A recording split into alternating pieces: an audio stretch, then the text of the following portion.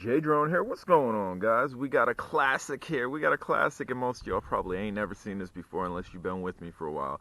It's a JJRC H8D or H8C clone. It's a DFD F183, I believe that's what it is. Dude, this has lights all the way around. That's why we're going to start in the shadow here. We will be using our new WFLY controller just to show you that you can do this. It was a little bit tricky getting this on this because, again, I'm the one that's mapping these protocols on here and trying to figure out channel layout. So one thing with this is the battery. Check it out. The silver one was the original battery. Originally had 0.0 volts. I jumped it, I juiced it. We got it sitting at like 8.3, so I don't know how stable it's going to be. This is a DM009's battery. Seems like a better battery. That's 500. The 600, it will fit in. They are different connections, as you can see, but the lossy connection will fit in. So let's just see what happens here. There is a specific way that you need to get this to bind. We're going to try the original battery first. Let's go ahead and plug this. The JJRC H8D, I believe it is the one that I have a motor that's out on it, and that one had 5.8 gigahertz FPV. It came with an FPV screen. It came with a very hobby style looking controller as well, that I absolutely loved. And this one has a finicky motor, but hopefully it'll hold out for the review here. So I don't have the camera plugged in. We're not using the camera, but what we're going to do here is we're going to turn this on. Turn on. We'll try to get this down here, that way you can see it. So this is touchscreen. I can just touch here. We can touch link settings. We can touch link. We could touch, but I'm just going to use this, which is up, down, left, right, scrolling, which is awesome. You went on B 2x2 protocol, and again, you have the channel settings not the way it needs to be. There is a specific way to do it. Eventually, maybe I'll start breaking down these like I did with the jumpers, but for now, we're going to go ahead and click Start Binding. Yes, start. Then we're going to come over here. We are going to turn the toggle on. We're going to set that down. And it says linking done. So we should be good to go. Although we have flashing. I don't know what the flashing's about. Maybe I didn't do that quick enough. No, I probably didn't do it quick enough. So we're going to try one more time, or the stock battery is just trash. Which that's why I have another battery out here. So we're going to go ahead and shut this off. We're going to click Start Binding. Yes, we're going to go ahead and turn this on.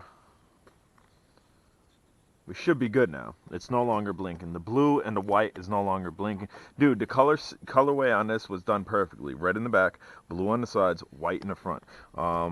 So initially, when you bind this, your throttle's not going to work, and I think we're going to stand this way.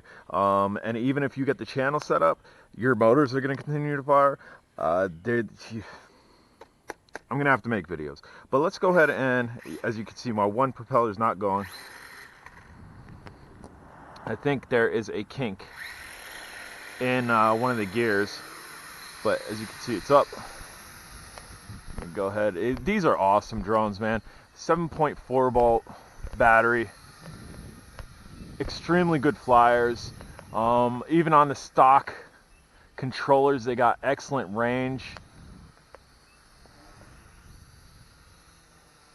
Have nice pitch rates to them.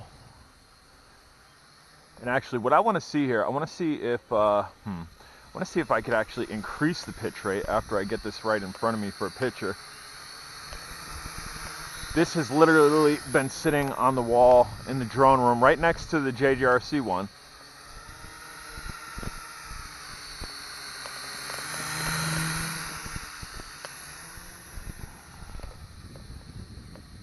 Love it. I want to see if I could increase the pitch rate with this controller. So this is kind of a review on this old drone.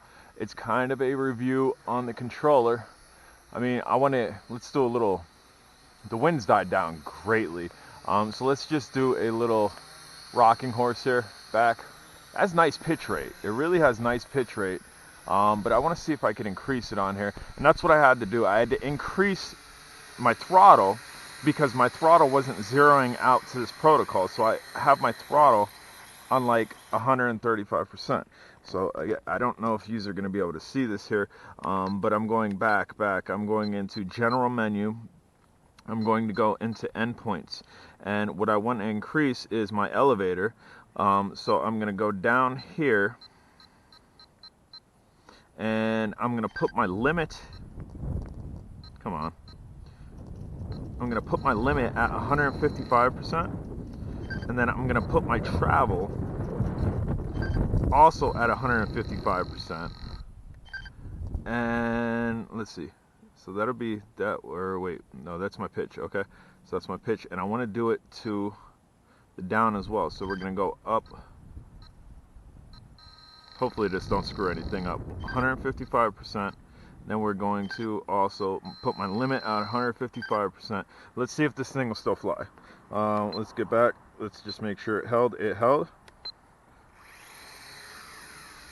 And now, yeah, I think it did. I mean, yeah, it absolutely did.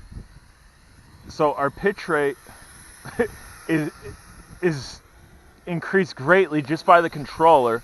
And there, you can see the rocking horse there. Really nice drones, especially at nighttime if we don't hit the tree. It's like, this is an old drone, the one propeller that I think there's a tooth missing in one of the gears. I don't think this would handle a crash. And look at that, it stopped really quickly because of that increased pitch rate. We'll try to do a little punch up. Again, this is only a 2-cell, it's a brush drone 321, and that's your punch. It does have a camera underneath it. The manufacturers obviously didn't intend on super sport flying this.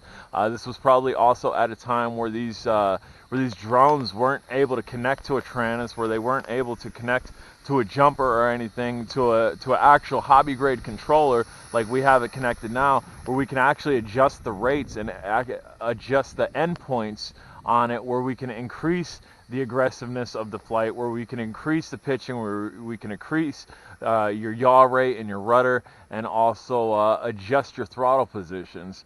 So this is old tech meets new tech. The controller's not even out on the market yet, and this drone, you probably can't even buy this drone anymore. And there's a look at the pitch rate. Try to do some funnels. It almost downs itself. It almost like, try to do some funnels here. Nice funnels, really nice funnels, man. So this battery, there we go. That's the LVC on it as we're blinking. So we're gonna set it down. And again, this was the battery that had 0.0 volts that I juiced. So what we're gonna do, we're going to we'll leave the controller on. We're gonna go ahead and turn this off. I want to put the DM009's battery in there. And where we at here as far as time goes, we are at 7 and change with a wind up of probably about a minute to 2 minutes. So 5 minutes on the stock battery, not bad. Again, for a battery that had 0.0 volts in it, to actually get some flight time on it is awesome. I also have another battery from the JJRC H8D that needs to be juiced, and this battery is warm, absolutely is warm. So we're gonna pop this out. Again, we're gonna use the DM009's battery just to show you, if you got a DM009, these batteries are so useful. I use them on like 2S little small racers. I've used these for FPV setup, and now all we're going to do is we're going to match our wires here, which, as you can see down here, positives on the left, negatives on the right, and we just need to match up our colors. So positives on the right, negatives on the left. If you do this backwards, it will let you know the motors will spin very quickly, and as long as you take it off very quickly, you should be fine. But look, lossy connection in that connection, it's holding, it's not going to come out, and this battery fits very snug in here. I'm gonna go ahead and get out of the road, that way this vehicle can get by. Battery fits extremely snug in here, but it does fit, as it's making me a liar. Maybe it fit before the battery was charged. There we go. So it's in there, as you can see, it's in there, no issues. Plenty enough room to put this wire here. So again, we're going to have to link it up the same way we did last time, which is simply going to be going back. We're going to go into linkage settings, we're going to go into link, we're going to go down, and we are going to put this down. We're going to start binding, and click yes, and turn this on. Linking done, our blue lights are steady, so we know it's good. So we're just going to give this a fly again too. Again, you can, there we go. My one propeller was sticking, Like I said, I think there's a tooth missing in the gear cog. We'll go ahead and send this out over top of the pine trees. Show you a little range of this controller. And again, the stock control, I think the stock controller for this was extremely toy grade, but the H8D had a more hobby grade looking controller to it, which got excellent range. We'll go ahead and run this down the field here.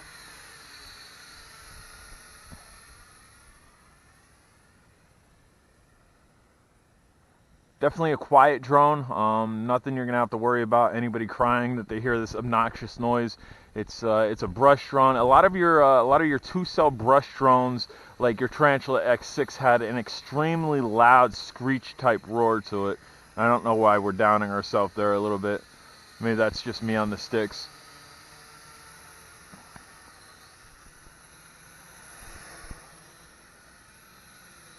These are glow bugs at night.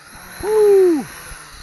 It's probably that pitch. It's probably I've increased the pitch so much, so once we get over normal pitching, it does not respond properly as far as recovering, because it's not used to being extremely high pitched like I Will Fly Towards Herself. And yeah, that's exactly what it is. It just wants to dive bomb. But that's, again, I kind of review on the drone, kind of review on the controller, and I just wanted to show you that you can control your endpoints with this controller. Obviously, this controller can be hooked up to more hobby grade stuff and not just toy grade stuff. The hobby grade stuff is going to be simple to hook up. It's going to bind just like everything else binds. This toy grade stuff is challenging because there's no book for it. Nobody has done this with this controller before besides myself with these models, and a lot of people don't even have these models anymore, where they've either broken them and sold them, or broken them and thrown them away, or they're just not available. And again, I don't know for a fact this one's not available, but I would bet that it'd be pretty difficult to find this one. The JJRC you could probably find.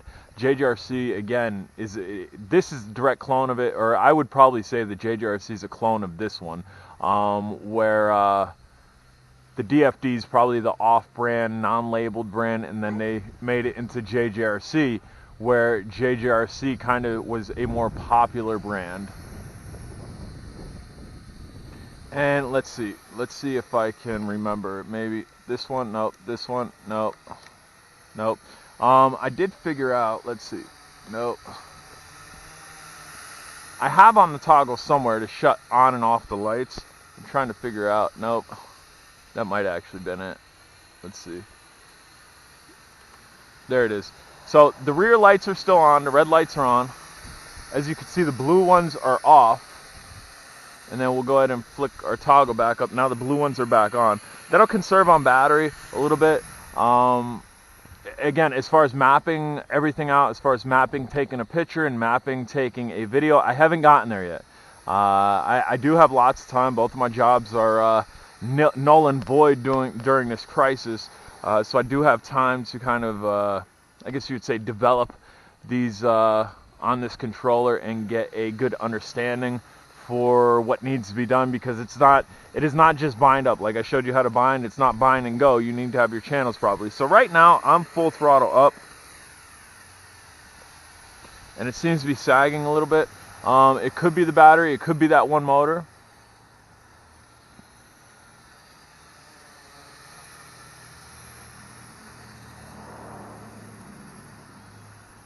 This will give you a rough idea on how much flight time you're going to see from a battery like this. Or it could be added weight. The battery that we have in here now might be a little bit heavier than the original battery, because the original battery was a 500 milliamp an hour battery versus what's in here that's a 600 milliamp an hour battery. And again, I'm full throttle up, and I just killed the motors. So I don't know why we're not getting full range here. Let me just show you what will happen if you do not adjust your settings here. We'll go into general menu, we'll go into endpoints. We'll put the endpoint for throttle back at what it was, which was 135. That's stock. And nope. Come on. Then go down and over. And then this one was at 100. right?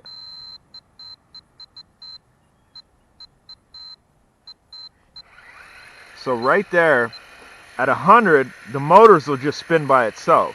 So actually, I don't think I need to go up that far. 103 will bring it down to 103 will bring it down to where you don't need to have it. I had it all the way up on 155.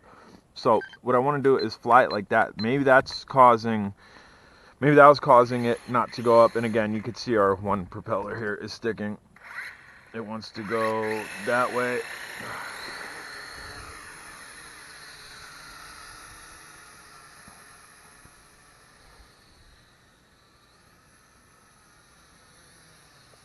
That might have been it. I don't know.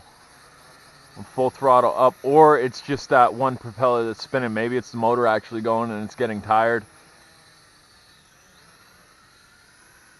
As we're spinning, it's kind of losing a little bit. Kind of get this over here. I'd like to get it right in the camera. And this video, just as well as last video, was brought to you one of you guys. Somebody commented on a post on Facebook and said about these drones, and then it got my wheels turned. It's like, wait a minute, a lot of JJRC drones are bindable to the jumper, and as you can see, it's coming down. I'm full throttle up. It definitely has to be that propeller. So we're not gonna push it too much anymore. But yeah, so I put this on the jumper. Once I had it on the jumper, that was simple. Then I got it on this, which was a little bit more difficult. And I'll tell you your channel mapping here. Let's see, general menu, we'll go into function. It needs to be on, so channel 1 needs to be throttle with a control of J3. Channel 2 needs to be aileron with a control of J1. Number 3 needs to be elevator with a control of J2. Number 4 needs to be rudder with a control of J4. And I think I have this servos that need to be reversed are channel 1 and channel 3, which is the throttle and the elevator. Again, maybe I'll do instructional videos like I've done with the jumper. This is just a basic look at this, on that. Old tech meets new tech. I'll catch you on the next video. Please subscribe. Later.